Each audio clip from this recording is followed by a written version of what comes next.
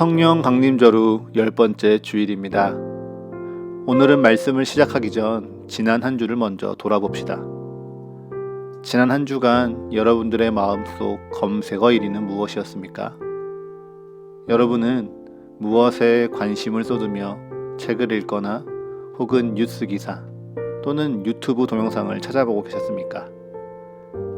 만약 제게 개인적인 검색어 차트가 있다면 아마 1위는 평창 맛집이고요. 2위는 평창에 가볼 만한 곳, 3위는 평창 아이랑 여행일 것 같습니다. 그것은 돌아오는 주간에 제가 오랜만에 떠나는 가족여행을 앞두고 하루에 시간을 매일매일 들여서 공부하듯이 평창에 관한 포스트나 동영상을 찾아봐서 그럴 텐데요.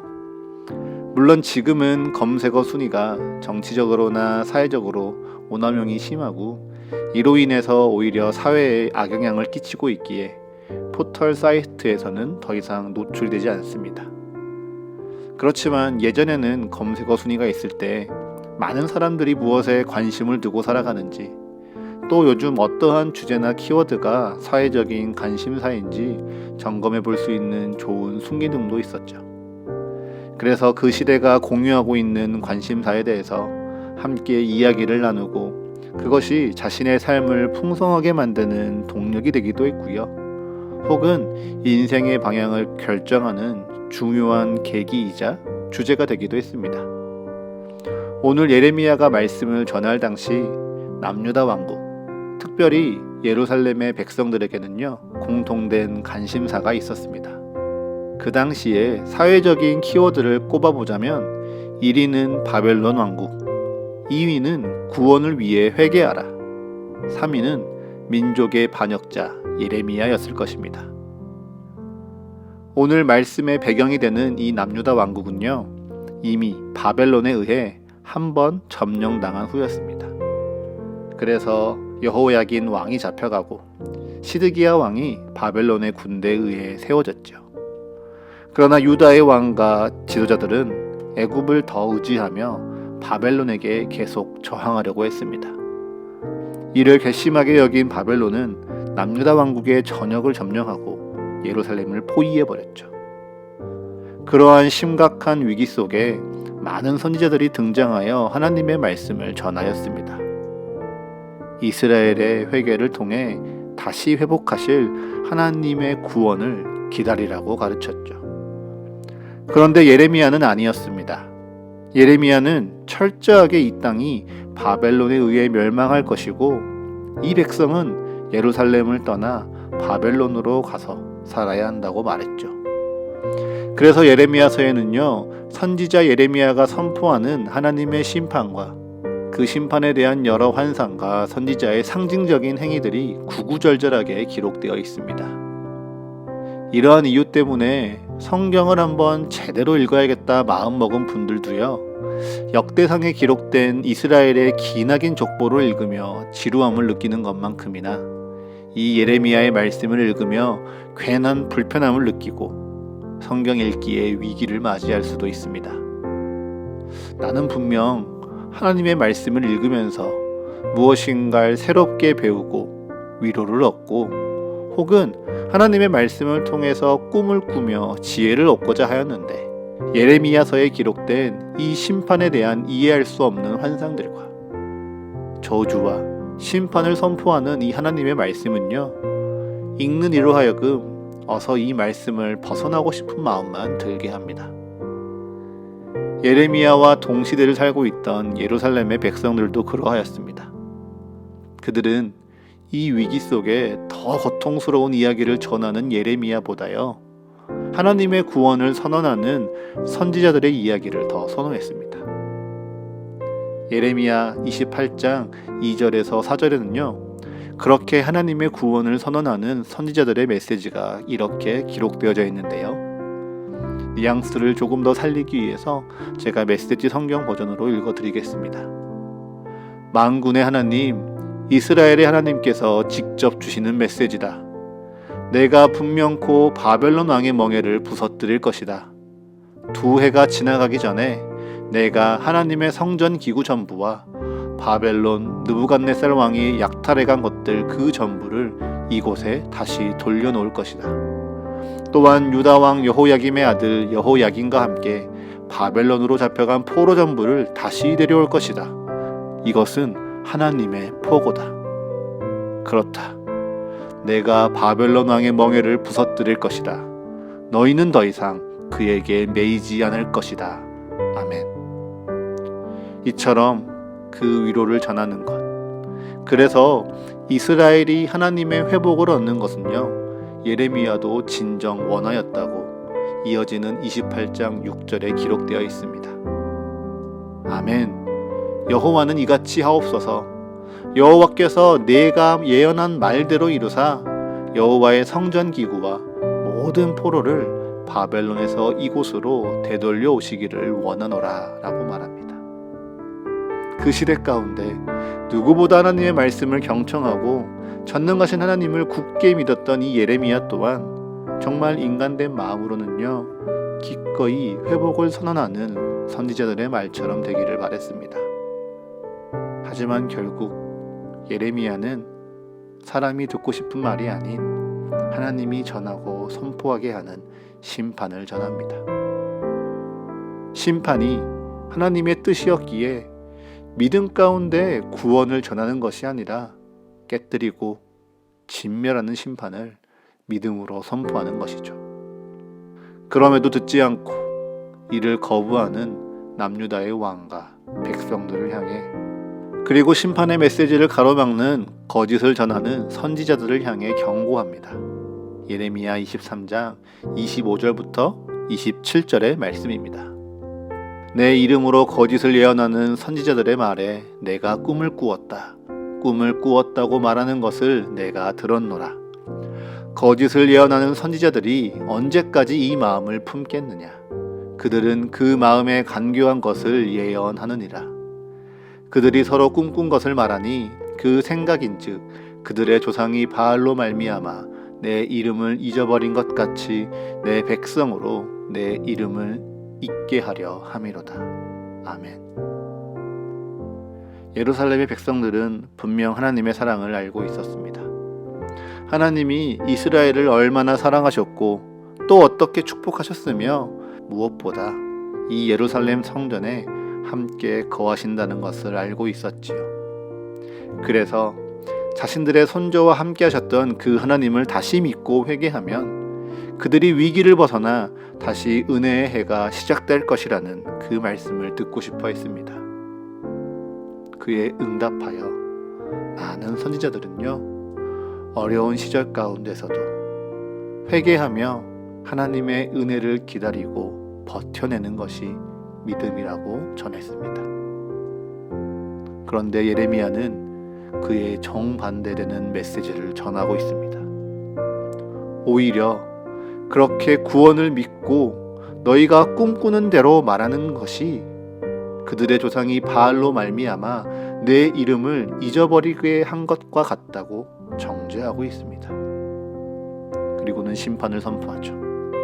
믿음이 있는 자들아, 심판이 왔다. 너희에게 회복이 있으리라는 허황된 꿈에서 깨어나라. 믿음이 있는 자들아, 이제 북쪽에서부터 오는 하나님의 심판이 칼과 같이 우리를 내어칠 것이니 이제 예루살렘이 아닌 바벨론으로 떠나 거기서 살아낼 것을 준비하라.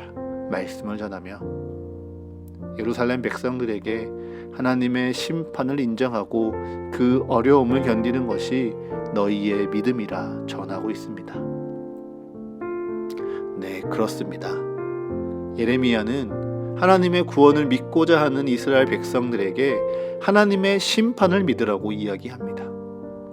회복을 통해 믿음의 축복을 바라는 이들에게 고난을 통하여 믿음의 연단을 살아내라고 이야기하는 것이죠.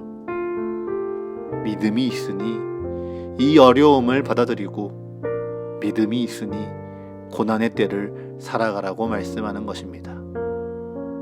여러분은 이 예레미야의 말씀이 어떻게 느껴지십니까? 여러분은 이 말씀을 납득하며 내 삶에도 그러할 수 있다라고 여기십니까? 우리는 대부분 믿음에 대하여 히브리서 11장에 기록된 축복의 말씀을 떠올리실 겁니다. 히브리서는 분명하게 기록하고 있습니다. 이들이 믿음으로 말미암아 나라들을 이기기도 하고 믿음으로 말미암아 의를 행하여 하나님의 영원한 축복의 약속을 받기도 하며 믿음으로 말미암아 사자들의 입을 막았다라고 증언합니다.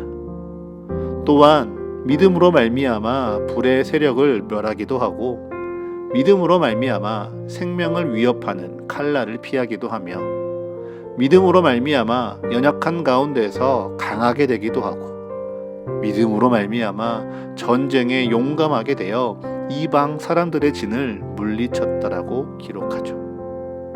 거기에 더해 히브리서 11장 35절은요. 열왕기상 17장의 사렙다 가부나 열왕기하 4장의 수넴 여인과 같은 이들이 믿음으로 말미암아 사랑하는 이의 죽음마저도 이기고 부활의 생명을 맞이함으로 말미암아 믿음으로 말미암은 은혜의 정점을 보여주고 있습니다. 그래서 우리 또한 기대합니다. 믿음으로 말미암아 하나님의 구원을 내 삶에 경험하리라. 믿음으로 말미암아 하나님의 놀라운 역사하심을 내 눈으로 직접 바라보리라. 믿음으로 말미암아 불가능이 가능케 되고 약함이 강함이 되며 수치가 자랑이 되는 은혜들을 내 삶에 이루어내리라 기대하죠. 그런데 여러분, 방금까지 믿음의 조상들을 나열한 이 히브리서 11장이요, 이제 35절 이후에 아주 다른 이야기들을 시작합니다. 히브리서 11장 35절부터 40절의 말씀입니다. 또 어떤 이들은 더 좋은 부활을 얻고자 하여 심한 고문을 받되 구차히 풀려나기를 원하지 아니하였으며 또 어떤 이들은 조롱과 채찍질뿐 아니라 결박과 옥에 갇히는 시련도 받았으며 돌로 치는 것과 톱으로 켜는 것과 시험과 칼로 죽임을 당하고 양과 염소의 가죽을 입고 유리하여 궁핍과 환난과 학대를 받았으니 이런 사람은 세상이 감당하지 못하느니라. 그들이 광야와 산과 동굴과 토굴에 유리하였느니라. 이 사람들은 다 믿음으로 말미암아 증거를 받았으나 약속된 것을 받지 못하였으니 이는 하나님이 우리를 위하여 더 좋은 것을 예비하셨은즉 우리가 아니면 그들로 온전함을 이루지 못하게 하려 하심이라. 아멘. 분명 우리가 아는 것처럼 아브라함으로 시작하여 모세와 여호수아로 대표되는 이스라엘의 백성들은 믿음으로 말미암아 살아생전 하나님의 분명한 축복과 은혜를 입었습니다. 그런데요, 이제 성경은 믿음은 있었으나 믿음으로 인한 축복과 은혜를 생전에 누리지 못한, 아니 오히려 믿음으로 말미암아 고난에 처한 이들이 있었다라고 분명하게 기록하고 있습니다. 그들은요, 믿음으로 말미암아 하나님 나라의 증거를 받았습니다. 하지만 오히려 이 땅에서는 그 믿음으로 말미암아 심한 고문을 받았고요, 그 믿음으로 말미암아 조롱과 채찍질을 당할 뿐만 아니라 신체의 자유를 구속당하고 옥에 갇히는 억울한 시련을 받았습니다. 그럼에도 불구하고 그들은 믿음을 지켰습니다. 그럼에도 불구하고 그들은 믿음대로 살아왔습니다. 축복 가운데 믿음의 삶을 누린 것이 아니라요, 고난 가운데 믿음의 삶을 지켜왔습니다. 왜? 어떻게 그렇게 살아갈 수 있었을까요? 그것은 바로 우리에게 믿음으로 말미암아 이 땅에 불을 던지신 예수 그리스도의 말씀이 그들의 심령 가운데 꺼지지 않고 타올랐기 때문입니다. 누가복음 12장 49절의 말씀입니다. 내가 불을 땅에 던지러 왔노니 이 불이 이미 붙었으면 내가 무엇을 원하리요? 아멘. 예수님께서는 분명 이 땅에 불을 던지러 오셨다라고 말합니다. 그리고 이어지는 51절에서는 화평을 주려고 온 것이 아니라 도리어 분쟁하게 하려 하며 이후부터 한 집에서 사람들이 서로 분쟁하되 아버지와 아들이 어머니와 딸이 시어머니와 며느리가 서로 분쟁하게 되리라고 말씀하시죠. 그래서 우리는요, 이 말씀을 읽으면서 우리가 내 믿음을 지키기 위해 내 마음에 뜨거운 믿음의 불이 있다면 누군가와 불편해질 수 있고 또 누군가와 다투며 분쟁하는 것을 당연하다라고 여길 수 있습니다.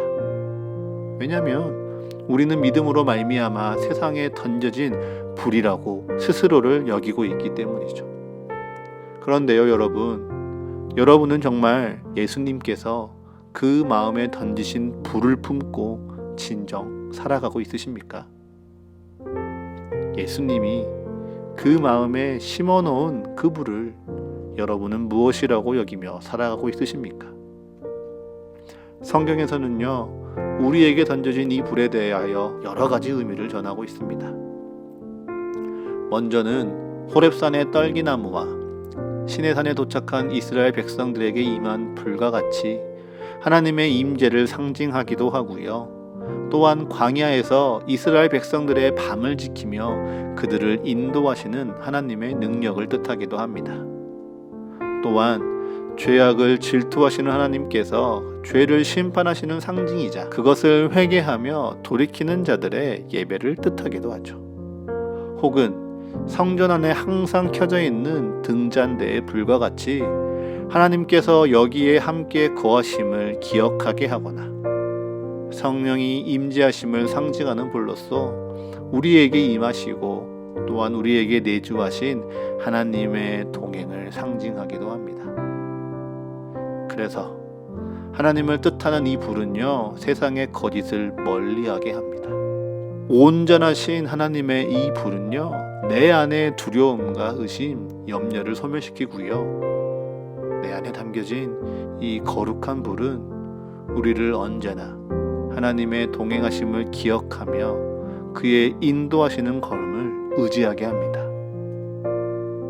내 안에 담겨진 불은요, 나의 나약함과 나의 연약함을 온전히 태워 십자가의 나를 못 박고 나의 삶을 온전히 주님께 드리게 하며 성령으로 말미암은 그 불과 같은 세력 가운데 새로운 삶을 살아가게 하사 어둠이 가득한 이 땅 가운데 세상을 밝히는 빛으로 주의 은혜를 비추게 합니다.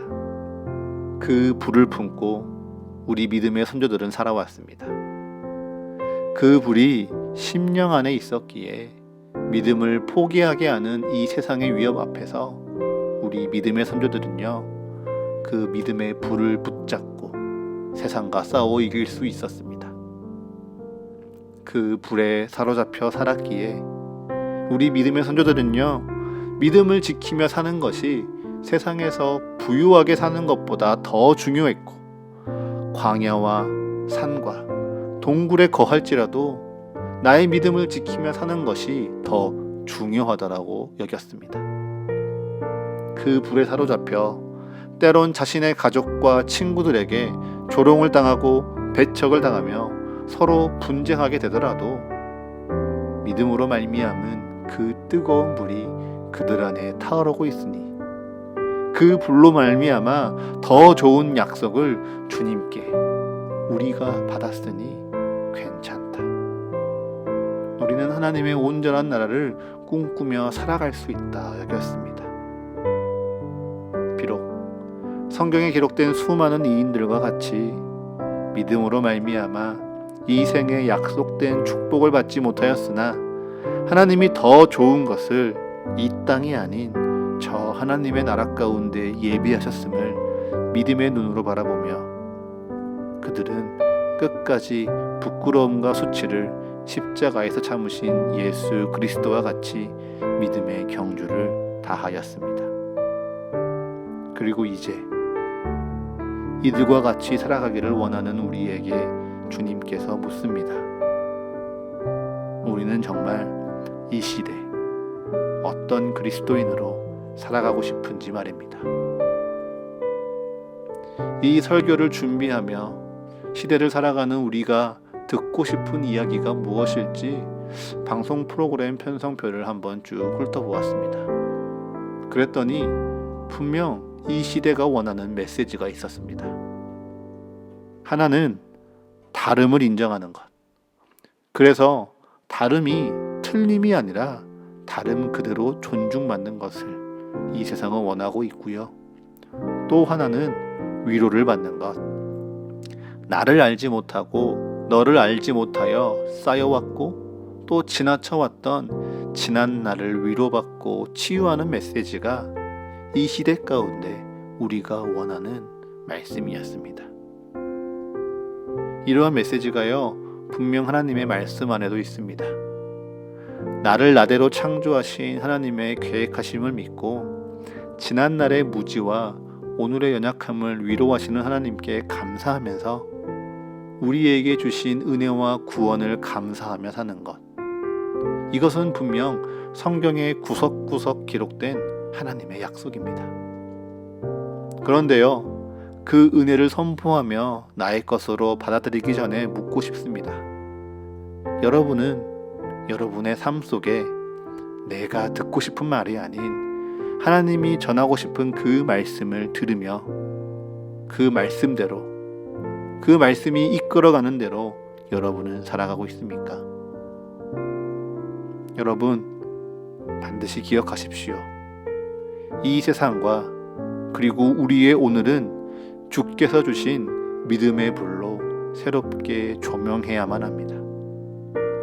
이 세상과 오늘을 살아가는 우리의 삶으로 나의 믿음의 수준과 은혜의 정도를 돌아보는 것이 아니라요, 주께서 주신 믿음의 불로 이 세상을 살아가는 오늘 내게 필요한 것이 무엇인지 돌아보셔야 합니다. 그 불로 말미암아 우리에게 광야의 불기둥과 같은 기적 같은 축복이 일어날 수 있습니다. 그렇다면 축복에 자만하며 하나님을 잊지 마시고 오히려 불과 같은 능력으로 임하신 주님께 감사하십시오. 그 불로 말미암아 우리 안에 있는 연약함과 부끄러움이 드러난다면요, 감추려 하고 피하려 하지 마시고 하나님 앞에 모두 다 태워 소멸시키십시오.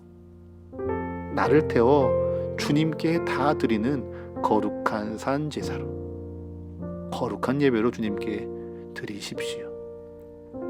그리고 그 불로 말미암아 우리 안에 외로움과 고독이 드러났다면 그 감정에 취해 스스로를 파괴하지 마시고요, 등잔대의 불을 항시 지켰던 믿음의 선조들과 같이 그 고독 속에 함께 동행하시는 하나님을 기억하기 위해 더욱 힘쓰십시오. 그 믿음이 여러분을 변화시키고 여러분의 삶을 지키며 여러분 주위에 복음을 전하고 싶은 이에게 성령의 불이 되어 자연스레 전해질 줄을 믿습니다. 그렇게 예수 그리스도께서 이 땅에 보이신 축복의 흔적을 더듬고 그것에 목매는 인생들이 아니라 우리 안에 확실하게 심어주신 믿음의 불을 마음에 품고 내가 원하는 것이 아닌 하나님이 말씀하시는 바, 하나님이 뜻하시는 인생들로 살아갈 때 우리의 믿음을 더욱 굳건하게 세우실 하나님을 찬양하시기를 축복합니다.